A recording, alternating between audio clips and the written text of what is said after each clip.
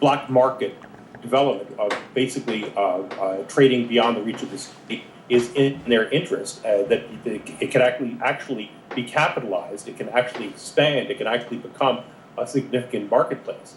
And I think that what this approach does is it moots the difference between limited government constitutional libertarianism and anarcho-agorism libertarianism.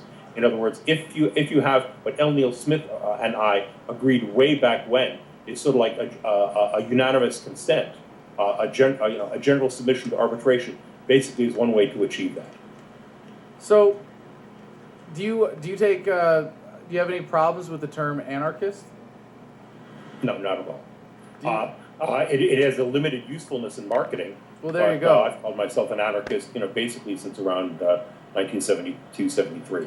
So, do you think that why do you think people in the movement kind of grapple with that? Do we call ourselves anarcho-capitalists or anarchists or voluntarists? Well, I mean, the linguistics of it are always problematic because the other side is always demonizing anything we do.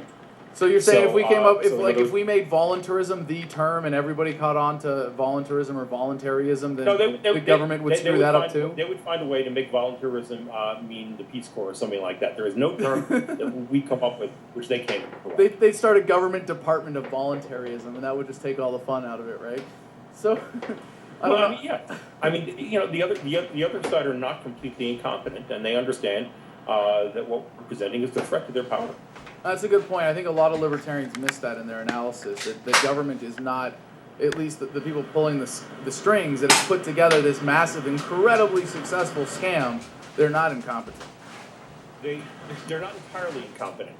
They're incompetent enough to work to our favor. If they knew what they were doing, they would not have turned their entire above-ground economy upside down to the point where no point on the Laffer curve where they can achieve enough taxation to pay for their spending, and because of that, they're going to go into what Ludwig von Mises called a Waffenhaus, this hyperinflation, and that destabilizes society. It creates a rift in the social contract which they rely on to operate, and the end point of that is when the army really doesn't like working for them anymore because they're not regularly getting paid.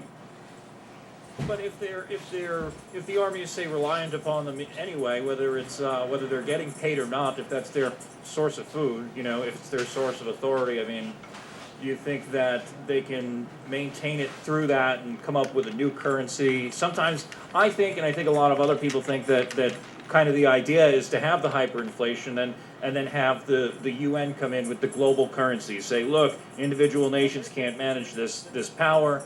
Other nations have to. No, they're going to try that, but the UN is an even worse failure than on more limited local things. Look, our economics works, and that means that some of the people who currently work for the government are going to end up working for the market because they're going to find out there's greater opportunities. We can hope. Now, there are a lot of young libertarians who been brought into the movement by Ron Paul through various political organizations who are